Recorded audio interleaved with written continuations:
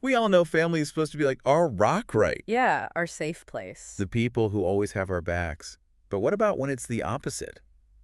What if it's family that's causing us, well, the most pain? Ooh, heavy stuff. That's what we're going to dig into today. Deep dive time. Exactly. A deep dive with this article, Family or Not Toxic is Toxic. It's by David Adu, and let me tell you, it gets real.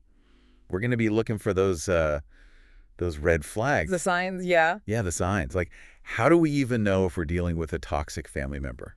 And the big question, what can we actually do about it? That's the part I think a lot of people get stuck on. Totally. We feel obligated. Absolutely. Like family first, no matter what. Ugh, that guilt trip. A dude tackles that head on. He's like, straight up, that whole family above everything idea, it's gotta go.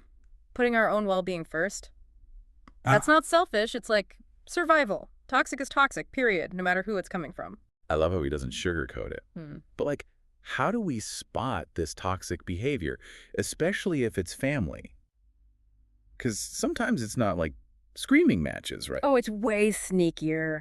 It can be so subtle. Like what? Give me an example. Think backhanded compliments, or constantly putting you down, but disguising it as concern. Ooh, yeah. Oh, honey, are you sure you can handle that job? It seems so demanding. Exactly. Or they guilt you into doing what they want. Like, if you really loved me, you'd visit more often. Ugh, the manipulation. Adu calls these folks energy vampires. Do you see that? I did. It's so true, though. You leave a conversation with them feeling like totally drained. Your soul's been sucked dry. Exactly. And that's not normal. A healthy relationship should energize you, not exhaust you.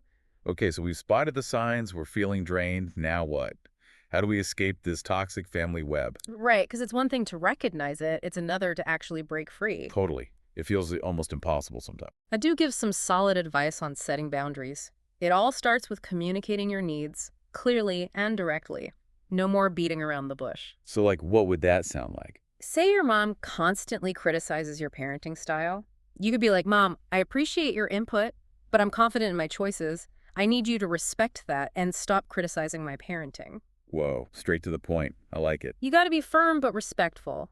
Remember, this isn't about starting a war. It's about protecting your peace. And if they don't respect those boundaries? Then you might need to distance yourself, limit contact, maybe fewer phone calls, skip some family gatherings. Sometimes you got to do what you got to do. Absolutely. You have the right to protect yourself, even if it means taking a break from family. It's not easy, but it might be necessary for your own sanity. He also talks about finding your chosen family, Mm. the friends, the mentors, those people who really get you. Yeah, your support system. Because family isn't always about blood, right? It's about the people who actually support and uplift you. 100%. And sometimes those people are the ones we choose, not the ones we're born with. So true. This whole toxic thing, it made me think about the psychology behind it. Like, this isn't just annoying behavior, right? Right, this can be straight up emotional abuse. The constant negativity, the guilt trips, the manipulation, it can really mess with your self-esteem and mental health long term. Totally. It can be so damaging. It chips away at your confidence, makes you question your worth, and often people don't even realize they're being abused because it's so gradual. It's like a slow poison. Exactly. And that's why it's so important to talk about this, to raise awareness. The more we understand these toxic patterns, the better equipped we are to protect ourselves. So, as we wrap up this deep dive, what's the one thing you want our listeners to remember? You have the right to protect your peace. Toxic behavior is never okay, no matter who it's coming from. Family or not, your well-being matters. Couldn't have said it better myself. And for our listeners, I challenge you.